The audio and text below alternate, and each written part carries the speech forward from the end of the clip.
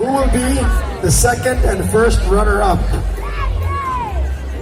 Saniata Environment, Saniata Tourism, Saniata World, and Saniata T. Ilocos Sur 2020.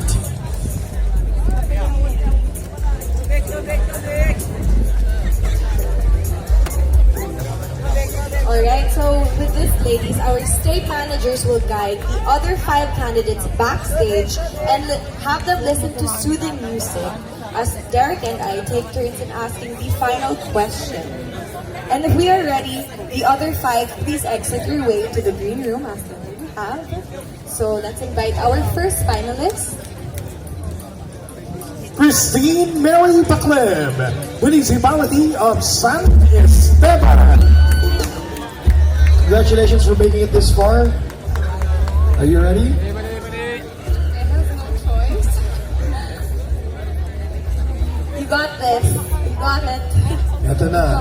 Mahiyawagang question. Are the girls backstage? Are they ready? They're okay? Alright, here we go.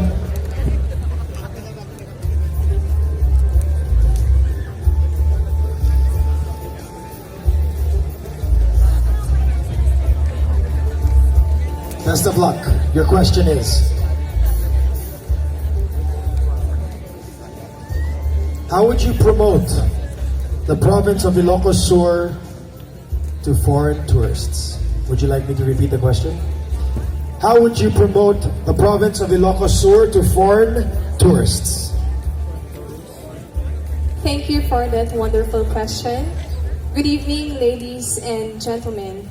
Well, Ilocos Sur is the Ilocanja regions of myriad where colorful history and heritage converge together to form a historical with exploited past. Aside from that, Ilocos Sur is the best preserved Spanish colony in the Asia.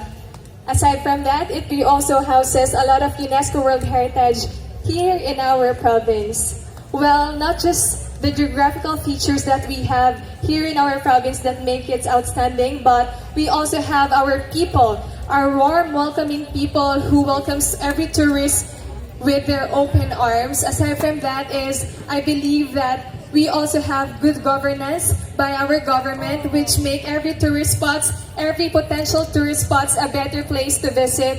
And aside from which is, we also have the collaboration between the government and the locals, which makes a better promotional advancement for our tourism. And I think when we have promotional advancement for our tourism, that's when we have a further progressive Ilocos Sur. Agbiag kay Ilocos, thank you.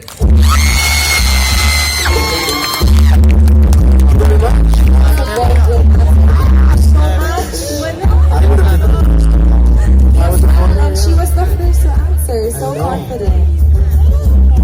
Leslie May Garcia, Municipality of Quirino.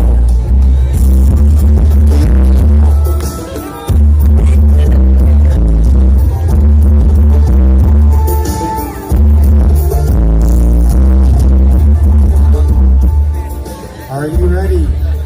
Yeah. Okay, final push. Kat? So your final question is, how would you promote the province of Ilocos Sur to foreign tourists? How would you promote the province of Ilocos Sur to foreign tourists? I can promote the Ilocos Sur foreign tourists by having the cultures, traditions, by preservations of our cultural heritage, our tourist spots here in Ilocos Sur. There are different municipalities here in Ilocos Sur and different tourist spots also, and that I can promote this through social media, of course, because of these young generations. And by this one, I can promote the Ilocos Sur, and that's all. Thank you. Thank you.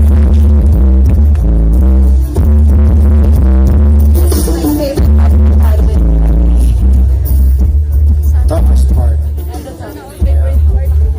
Up next we have Alicia Faith Udarbe, Municipality of Maxingal.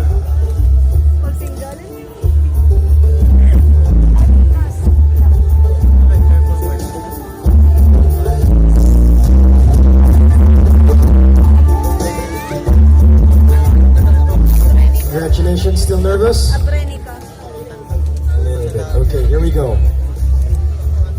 How would you promote the province of Ilocos Sur to foreign tourists?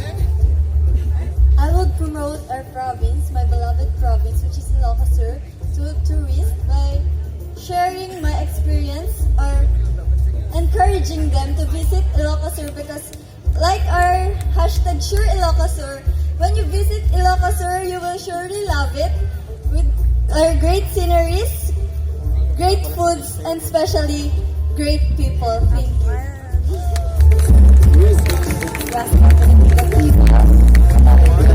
People are fantastic. My lunch this afternoon was... Okay, next we have Marina Glacial Racasa, Municipality of San Vicente.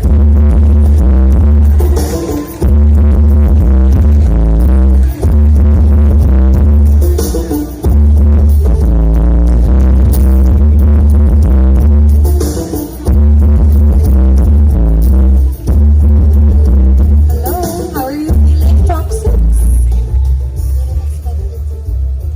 Didn't expect it. Humble.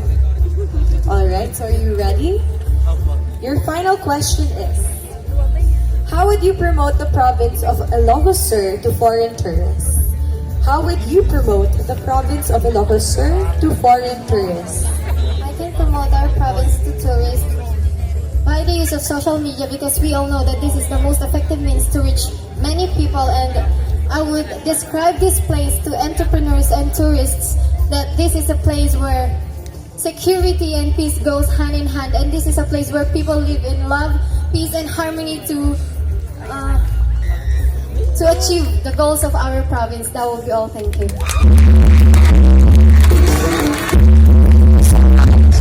I love that. Next is Donabel Erno. Santa Maria.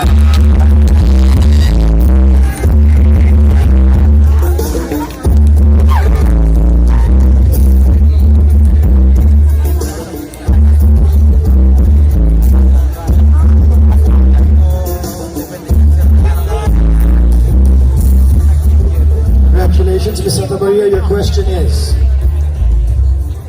how would you promote the province of Ilocos Sur to foreign tourists?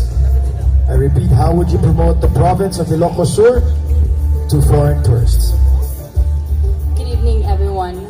Once again, promoting the province of Ilocos Sur is every dream of Saniata here in this stage. And now, we shall start with our province, where we came from.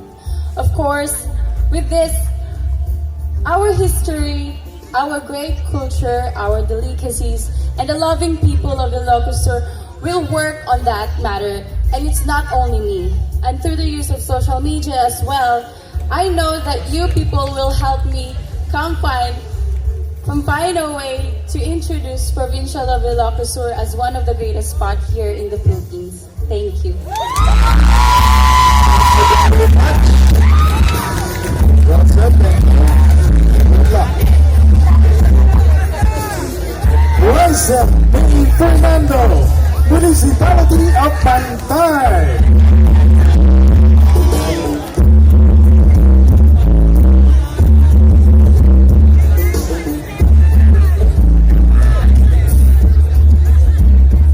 Hello, Ms. Pantay.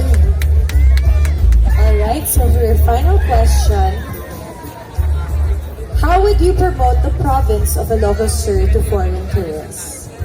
How would you promote the province of Ilocos Sur to foreign tourists? So how could I promote our province Ilocos Sur to the foreign tourists? Well, of course, I will highlight the limelights of our province Ilocos Sur. The word seeing scenarios, the word experiencing scenarios, or the sceneries. And of course, the traditions and the cultures that we have in our Ilocos Sur, wherein it is the scenario that is bringing our province to its success for about more than 200 years from now. So I think that part of our that are part of our Ilocos province of Ilocos that I am very much proud of, that I can say to the foreigners. That will be all. Thank you.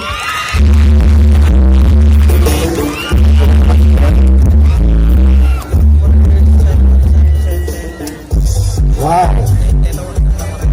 Very tough decision for the judges tonight. That's right, Kat. They have spoken, and we will give our judges time to